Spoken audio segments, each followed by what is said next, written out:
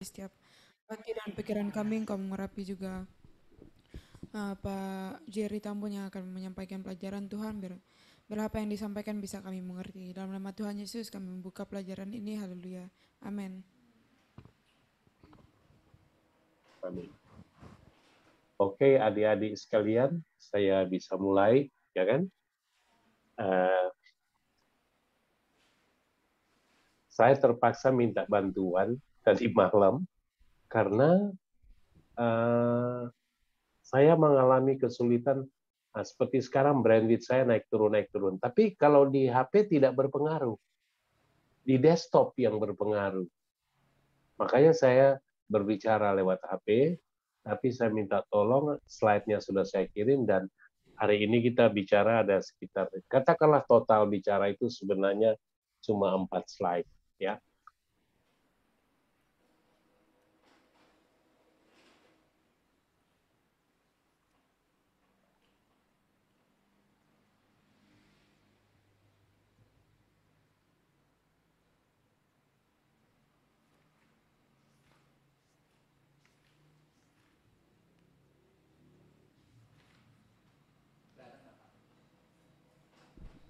Udah kelihatan kah, Pak? Sudah. Cuma saya buka dulu. Kan saya tidak bisa baca dari sini. Makanya saya harus buka saya punya desktop. Kalau cuma buka desktop bisa, tapi kalau internetnya susah. Oke, baik.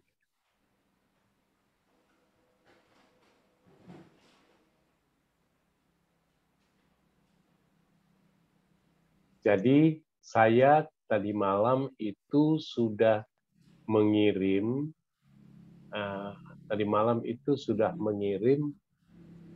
bahan-bahan slide-slide, dan itu yang saya berikan buat adik-adik sekalian.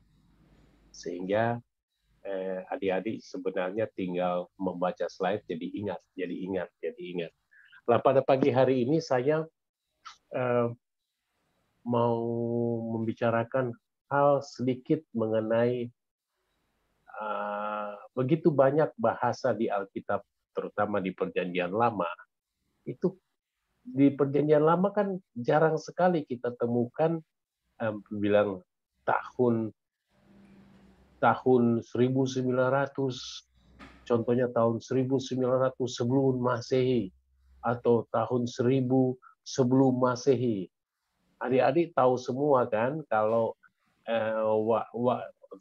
kalau tahun sebelum Masehi itu dihitung mundur, ya.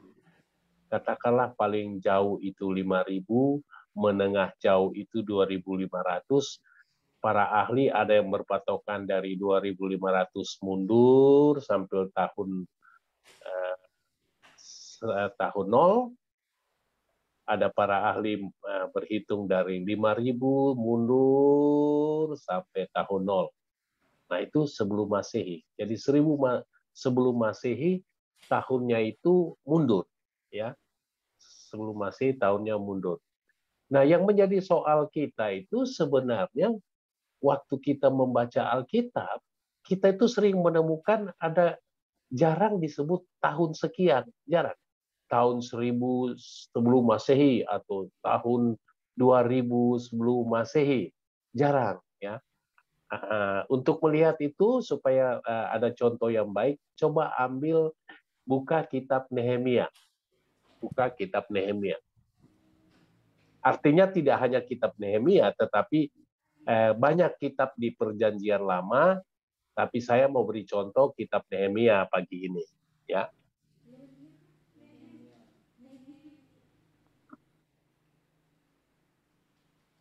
Nah, sekarang mana Yuni? Yuni ada? Nah, Yuni. Ada, Pak. Ya, Yuni baca ya, Yuni.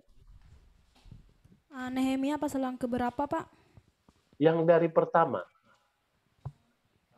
Nanti sampai saya bilang stop, ya. Iya, Sampai Pak. saya bilang stop. Nehemia pasal 1. Perikop di atas, doa Nehemia bagi orang Israel. Riwayat Nehemia bin Hakaliam, pada bulan Kislev tahun ke-20 ketika aku ada di Puri Susan, Datanglah Hanani, salah seorang dari saudara-saudaraku, dengan beberapa orang dari Yehuda. Aku menanyakan mereka tentang orang-orang Yahudi yang terluput, yang terhindar dari penawanan, dan tentang Yerusalem. Kata mereka kepadaku, orang-orang yang masih tinggal di daerah sana, yang terhindar dari penawanan, ada dalam kesukaran besar dan dalam keadaan tercela. Tembok Yerusalem telah terbongkar dan pintu-pintu gerbangnya telah terbakar. Stop, Ketika ku dengar, stop. keti- Oke, stop. ya, Coba lihat ayat pertama sampai ayat ketiga.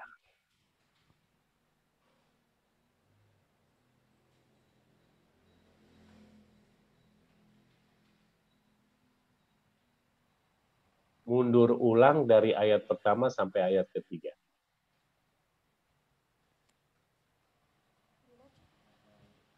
Dibaca dibaca lagi dari depan. oh Ya, iya Pak.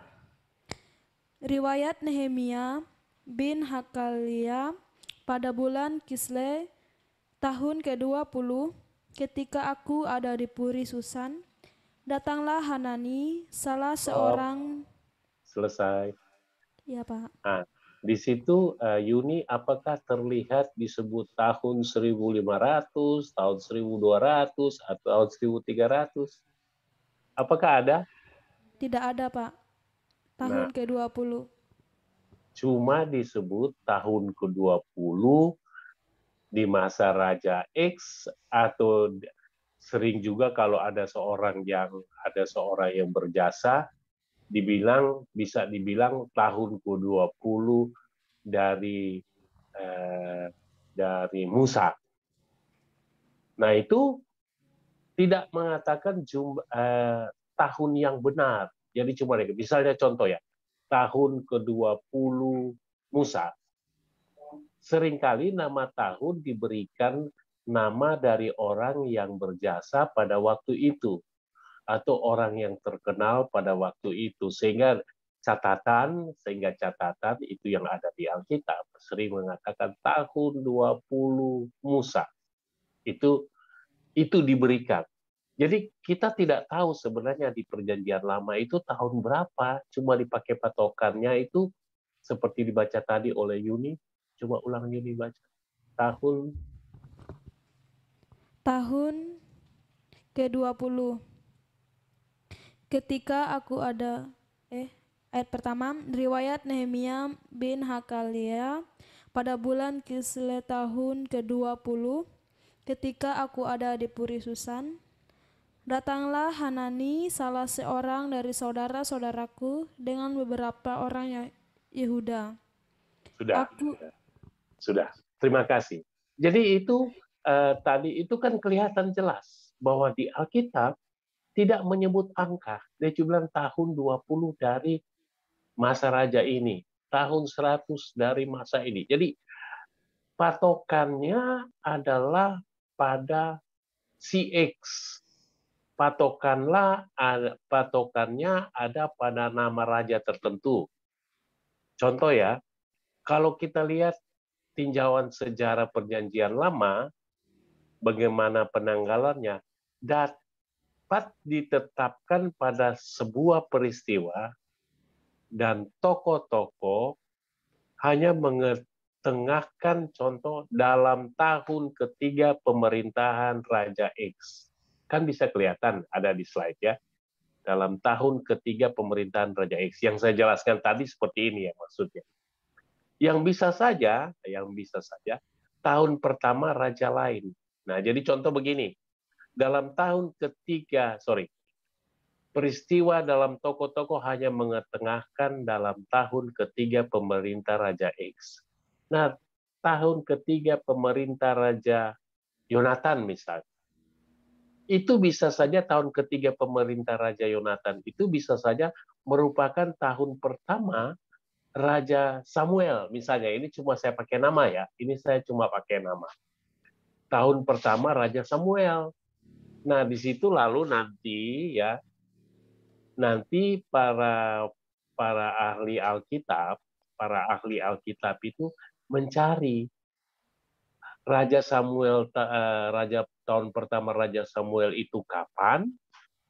Tepatnya tahun ketiga Raja Musa misalnya itu kapan?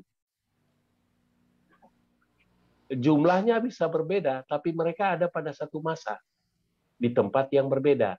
Sehingga lalu dalam catatan sejarah akan ketahuan tahun berapa itu sebenarnya. Nah, coba dibayangkan dulu ya. Coba dibayangkan dulu itu yang saya maksudkan tadi. Coba dibayangkan dulu. Jadi misalnya kita pakai dua nama ya. Ada nama John ya. Ada nama John, ada nama Markus ya. Mungkin dibilang dalam tahun ketiga pemerintahan Raja John. Tahun ketiga berarti tahun ketiga di masa pemerintahan Raja John. Yang bisa saja itu masa itu adalah tahun pertama Raja Markus. Bisa aja toh? Nanti dicari sebenarnya Raja Markus ini kapan. Jadi akan didapat dua pilihan untuk menentukan waktu yang sebenarnya. Nah, itu yang disebut sebenarnya ya, itu yang disebut kronologi. Ya, rangkaian kronologi. Nah, rangkaian kronologi ini dipakai pada masa dulu itu untuk menentukan tahun menurut perhitungan kita saat ini. Dipakai untuk menentukan tahun menurut perhitungan kita masa kini. Nah, di Timur Tengah dulu terdapat sebuah daftar disebut eponim dari kerajaan Asyur. Eponim ini setiap tahun mencatat pejabat tertentu yang mendapat penghargaan dengan menamakan tahun itu dari nama-nama pejabat yang bersangkutan. Itu sudah saya beri contoh tadi ya. Nah, contoh. Mereka bisa menentukan ya. Mereka bisa menentukan contoh ini. Secara kebetulan dalam tahun Isdi Sagale, Gubernur Busana, di dalam daftarnya melaporkan terjadinya gerhana matahari. Para astronom dapat menghitung kapan gerhana matahari itu terjadi. Jadi dengan bantuan ahli-ahli perbintangan, astronom, itu dapat menghitung kapan sebenarnya gerhana matahari itu terjadi. Dengan dihitung gerhana matahari itu terjadi kapan, sehingga maka akan diketahui tahun Isdi Sagale dapat ditentukan dengan pasti sebagai tahun 763 sebelum Masehi. Nah, begitu dasarnya ya. Jadi, 763 ini kan tidak pernah ada yang tulisan seperti tahun 763 sebelum Masehi kan tidak pernah ada di Alkitab. Tidak ada. Sudah tadi Yuni beri contoh bahwa Raja di satu masa coba disebut tahun ke-20 dari Raja X, ya kan? Tahun ke-20 dari Raja X. Next slide, please.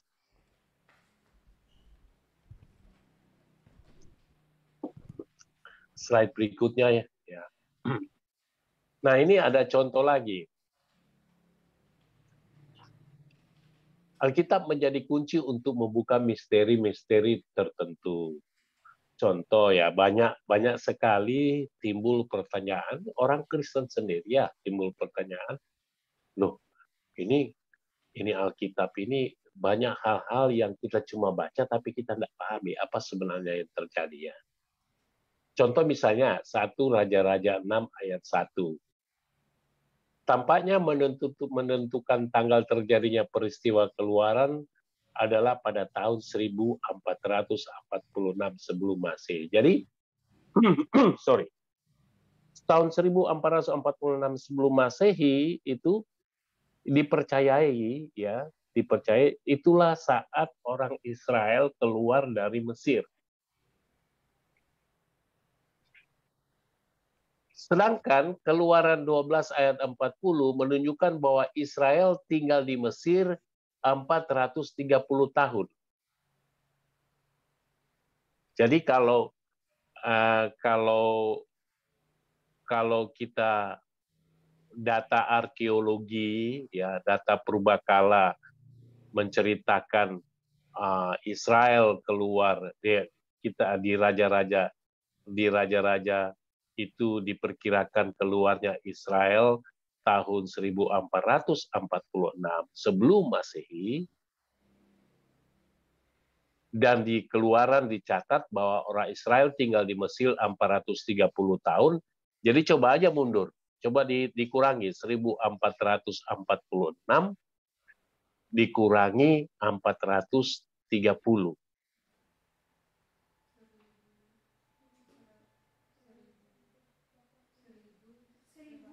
Oh, enggak dikurangi, ditambah ya. Ditambah itu karena dia kan dari tinggi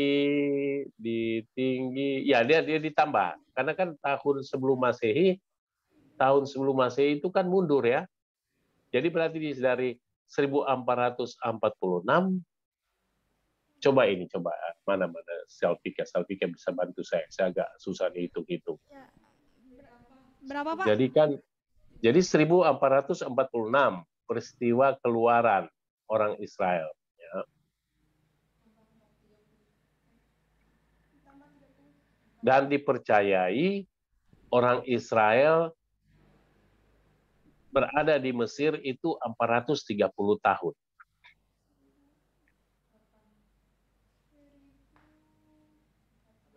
Ditambah apa dikurangi?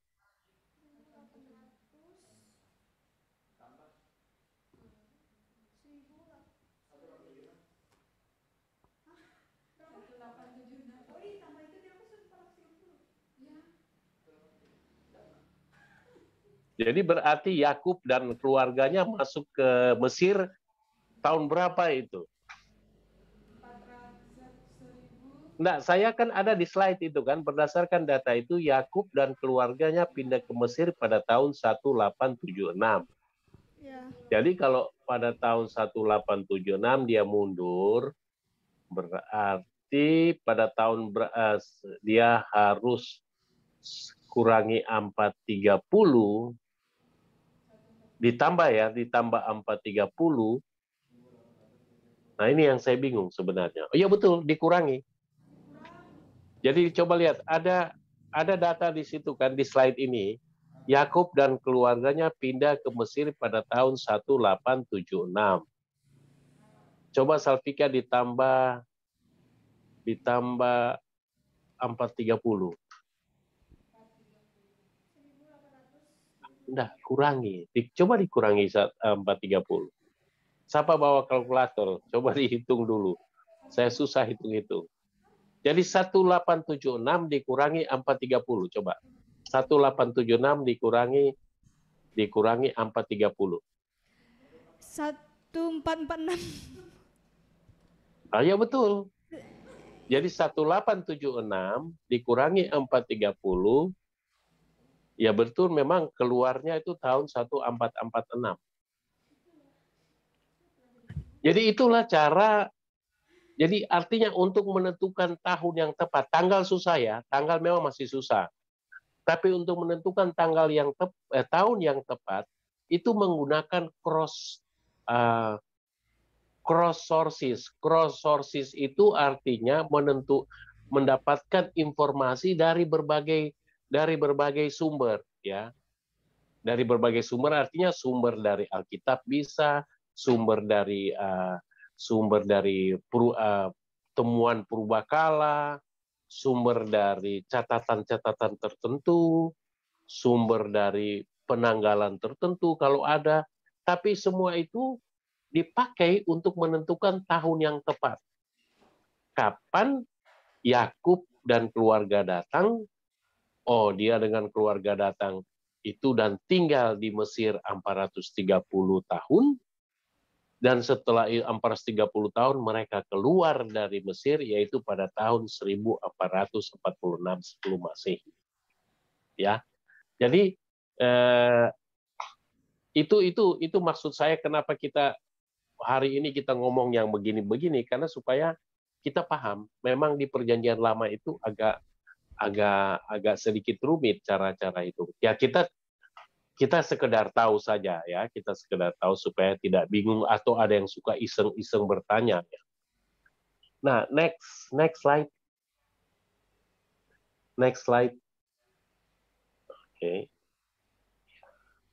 Nah, ini kan sudah pernah kita bahas di awal-awal kita ya. Bisa terbaca nggak di sana? Coba. Bisa, Pak. Bisa, Pak. Bisa ya.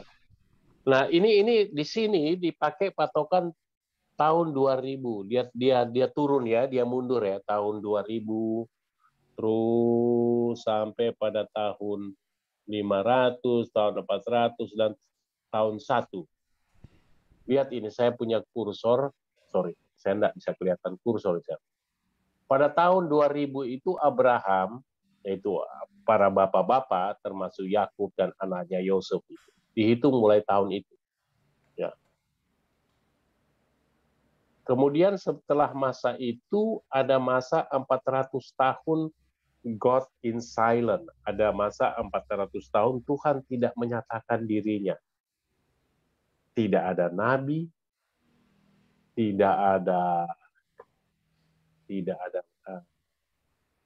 pernyataan apapun dari Tuhan. Memang 400 tahun itu adalah 400 tahun senyap.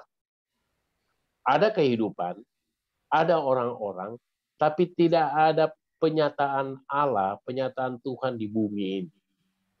Lah, kalau kita pakai pikiran nalar ya, coba lihat. Kalau tahun 2000 aja kita mundurkan, kurangi ke belakang, itu dipotong 400 berarti kan 1600 ya. Iya, Pak. Nah, 1600 itu ada di pertengahan di sana. Situ tertulis 1500, Exodus, Moses, Prophet. Betul. Jadi kita bisa ketemu hitungannya ya, 1600. Tadi kan kita percaya bahwa keluarnya orang Israel dari Mesir 1446. Nah, di gambar ini itu kelihatan 1446 berada di sekitar 1500 Exodus, Moses dan sebagainya. Jadi sekarang kita mulai mengerti, oh masuk akal ya, masuk akal gitu.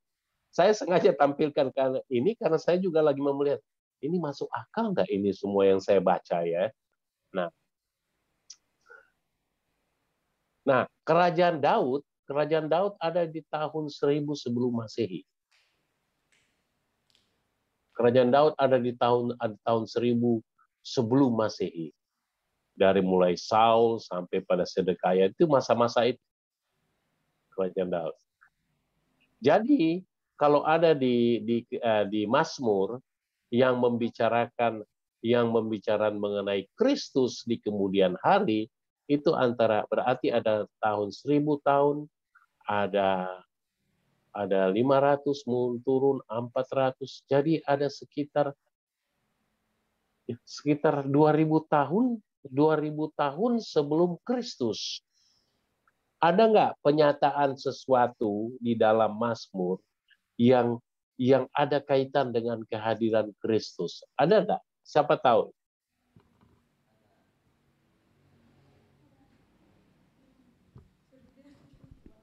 Yang tahu, siapa yang tahu? Nggak apa-apa, saling bertanya nggak apa-apa.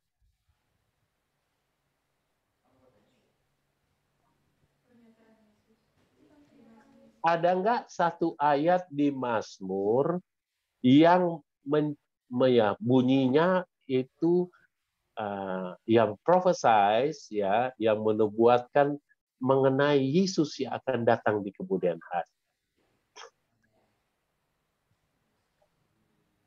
Nggak apa-apa, saling bertanya, saling diskusi.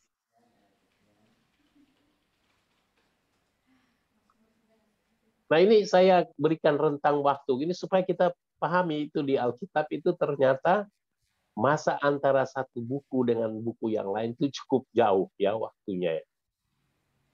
Jadi Mazmur itu akan terhitung Mazmur itu dari tahun 1000 sini. Mazmur, Salomo, gitu. Kemudian dari tahun 1000 itu turun ke 500, masa tahun 500 sebelum Masehi itu masa pembuangan, ya. Masa pembuangan, ada pembuangan 40 tahun, ada pembuangan 70 tahun. Ya toh? Kita tahu tuh ada 2 tempat. Iya, Pak. Kemudian habis masa pembuangan itu ada masa God in silent. Tidak ada penyataan apapun di sini. Ya. Di 400 tahun ini. Pada saat itu muncul ilmu filsafat ya. Filsafat Socrates, Plato, Aristoteles, Buddha, Confucius, Alexander the Great, itu sejarah Alexander the Great ya, Julius Caesar. Kemudian pada masa itu muncul Jewish book, cerita-cerita dari kitab Yahudi mengenai nabi-nabi tertentu yang kitab mereka tidak masuk dalam kanonik. Masih ingat nggak ya? Masih ingat ya? Kayak ini ya, saya bicara waktu itu kan. Iya, Pak. Nah, pada masa 400 tahun masa gelap ini, jadi ini masa gelap kedua ya. Ini masa gelap pertama di sini. Masa gelap pertama itu sesudah tahun 2000, Abraham dan masa gelap kedua itu 400 tahun sebelum Yesus. God tidak ada pernyataan apapun dari Tuhan, muncul filsafat-filsafat Yunani. Ada Pak, di itu Pak, yang membuat tentang Yesus di Mazmur pasal 80 ayat yang ke-18. Nah, coba dibaca, kita nikmati semua. Kiranya tanganmu melindungi orang yang di sebelah kananmu, anak manusia yang telah kau teguhkan bagi dirimu itu. Nah, bayangkan kalau itu di nubuat itu muncul tahun 1000 ya. Di gambar tadi, nubuat itu muncul di tahun 1000. Terjadi, kejadian itu terjadi 2000 tahun kemudian. 2000 tahun kemudian, di tahun ya katakan di tahun 01, tahun 1, Yesus lahir ya. Luar biasa. Nanti akan ada banyak di kitab sesudah kitab Daud itu ya, Sulaiman, banyak kitab-kitab lain kan seperti Yoel, Amos, Hosea, Mika, Yesaya. Di Yesaya juga ada. Di Yesaya, di mana itu? Sefania, Jeremia ada. Nah, bayangkan mereka ini di tahun 500-an sebelum Masehi, berarti tinggal 500 tahun sebelum Yesus hadir. Mereka sudah berbicara.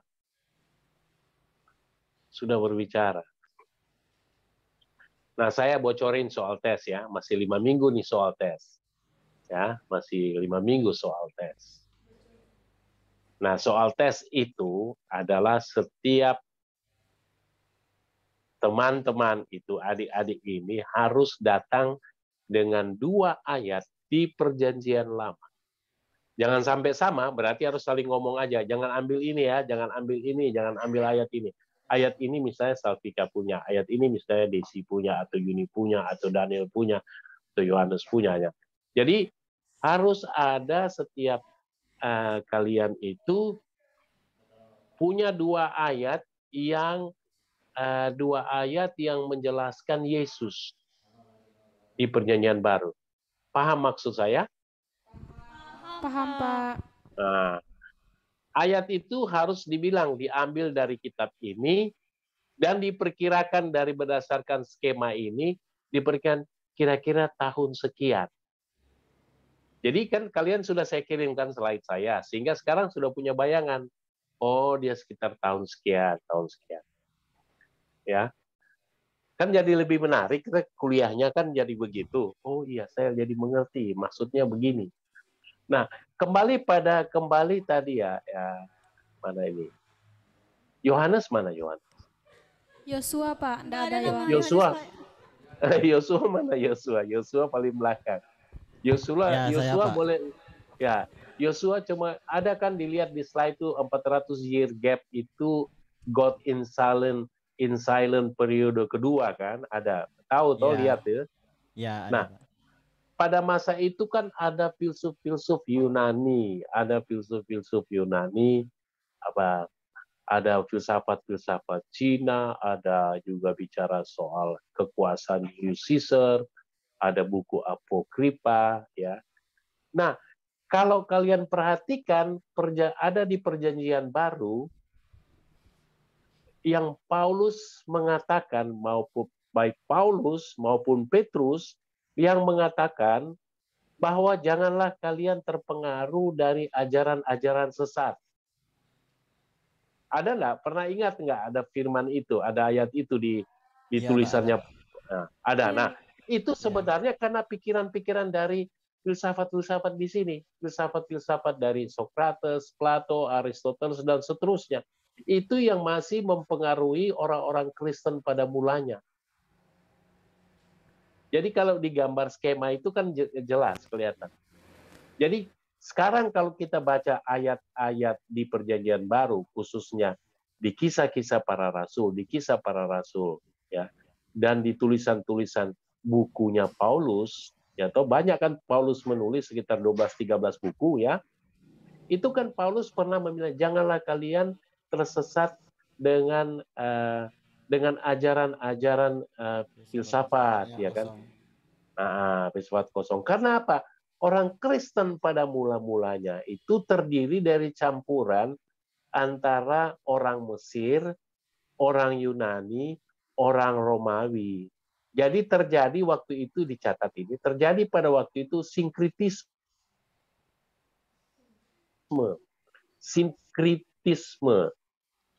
Jadi mereka sudah menerima Kristus, ya, mereka sudah menerima Kristus, namun mereka masih masih menjalankan kebiasaan-kebiasaan lama. Jadi kalau dia orang Yunani, dia masih terikat pada filsafat-filsafat, ya, sehingga dia coba menerjemahkan artinya menginterpretasi ajaran-ajaran Yesus melalui murid-murid dengan filsafat yang dia tahu, karena dia adalah orang Yunani. Jadi dia coba gabungkan. Makanya ada teguran Paulus, kan? Ada teguran Paulus dan Petrus. Sehingga pada masa orang Kristen mula-mula, ada orang Yahudi, ya, Jewish, ya, yang jadi Kristen. Dia masih terikat dengan perjanjian lama. Sudah menerima Kristus, sudah dibaptis, tapi masih kebiasaan lama di bawah. Begitupun orang Yunani sudah menjadi orang Kristen, tapi masih terpengaruh dengan ajaran-ajaran filsafat Yunani. Begitu orang Mesir dan seterusnya. Karena memang dimengerti. 400 tahun sebelum Yesus ada, ini filsafatnya sudah ada filsafatnya. Kalau lihat di gambar tuh, 400 year gap itu masa Tuhan Tuhan diam, tidak menyatakan dirinya, itu sudah banyak pemikiran-pemikiran di luar Alkitab di sini. Di 400 year gap. Jadi sekarang kita paham, ya, kalau terjadi teguran-teguran, konflik-konflik antara orang Kristen mula-mula di Perjanjian Baru, oleh karena memang begini, terjadi sinkritisme.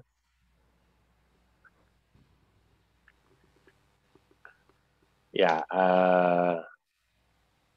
Yosua, kalau saya bilang sinkritisme itu apa artinya? Contoh aja dari penjelasan tadi, sinkritisme.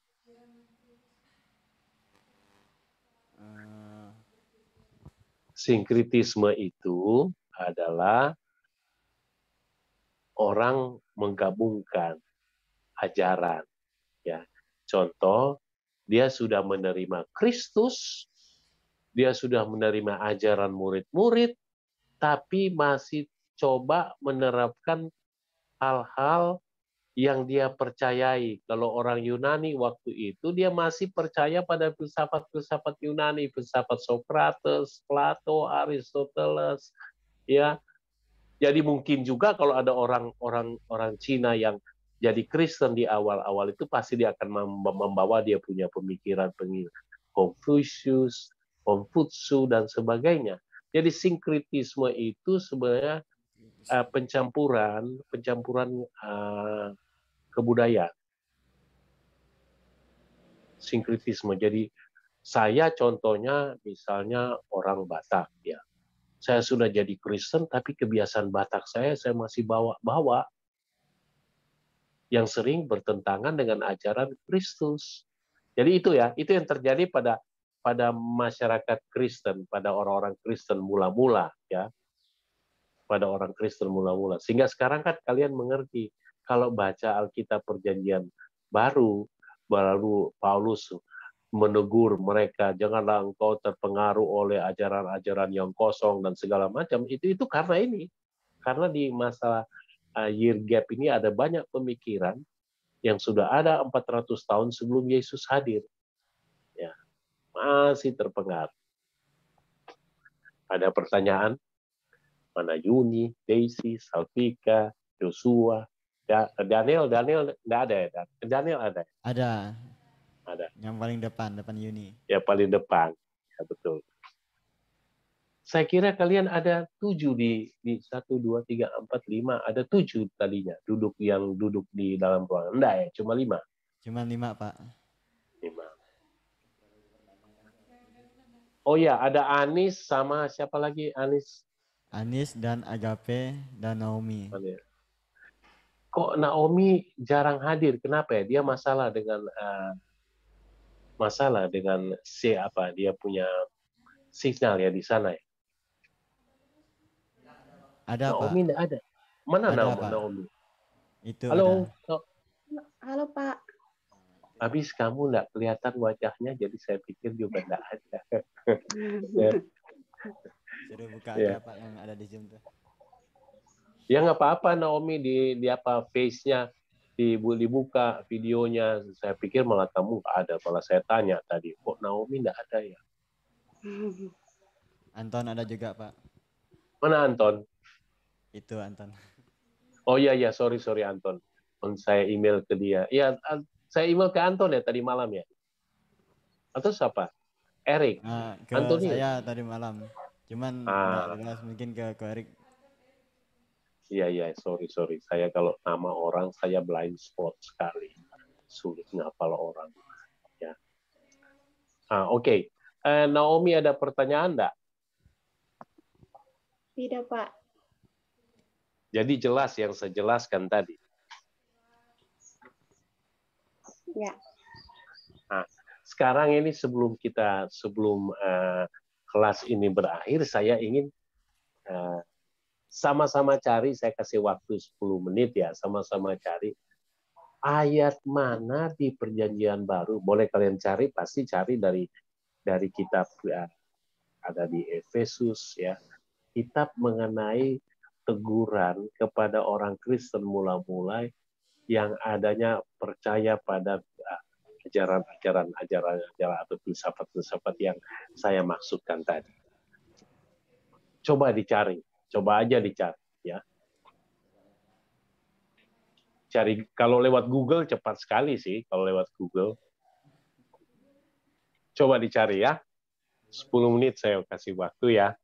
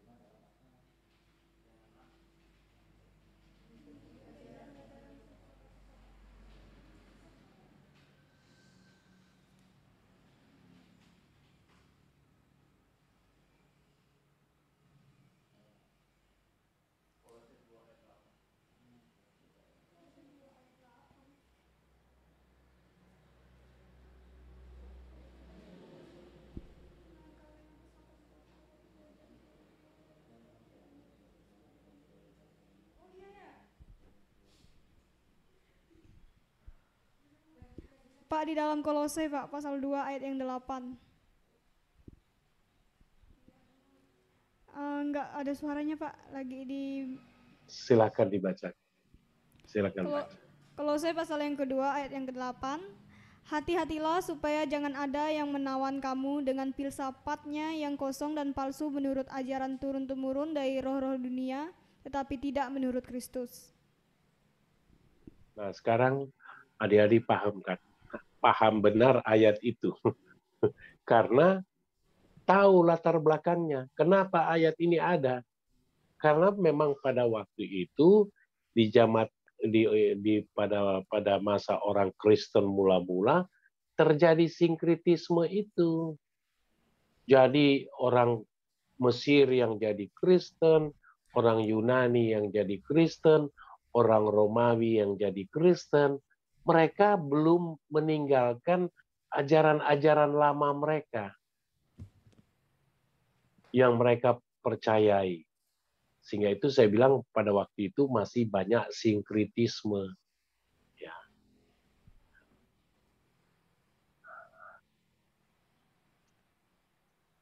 Halo, ya. Oke. Jadi Naomi paham ya yang saya maksudkan ini ya. Jadi Iya, Pak. ada, oke. Begitu juga tadi Salvika sudah temukan di Kolose itu ya. Nah banyak hal yang mengenai isi Alkitab ini. Kalau kita mengerti kita mengerti apa yang terjadi pada waktu itu, maka kita lebih paham satu pernyataan di Alkitab. Inilah maksudnya kita belajar ya, kita memahami situasi ya. Setelah tadinya saya tidak bermaksud untuk memberikan kembali ini skema ini, tapi setelah saya pelajari tadi malam bahwa skema ini harus ditampilkan kembali untuk kita punya frame ya, punya kerangka waktu di kepala kita supaya kita paham. Oke, jadi ini ada PR ya, ada PR bisa dikerjakan mungkin di saat saya sudah tutup kelas. Ini ada waktu 15 menit. Jadi kalau saya terima tugas PR itu berarti saya boleh terima sekitar jam 9 waktu mereka, waktu kalian ya. Jadi ada 15 menit mengerjakan PR, berarti saya tunggu di WhatsApp. Tugas itu dikirim ke WhatsApp paling tidak jam 10 waktu saya atau jam 9 waktu adik-adik. Gitu. Nah sekarang saya ingin cari lagi. Bisa nggak apa-apa kerjasama, karena memang, tapi sebenarnya saya kasih caranya. Saya nggak mau sembunyikan caranya. Cari di Google, ketiklah kira-kira dengan kata-kata kunci seperti teguran, misalnya teguran Paulus, teguran Petrus, untuk tidak menganut ajaran-ajaran di luar ajaran Kristus. Itu pasti muncul semua, pasti muncul, ya. Jadi saya bilang sama kalian, orang sudah keluar kuliah S2 saja, S2, ya, saya nggak mau bilang tempatnya di mana. Kuliah S2 nggak tahu cara gunakan Google untuk melakukan penelitian. Nah sekarang saya kasih cara. Pasti juga adik-adik sudah tahu sebelumnya. Ya.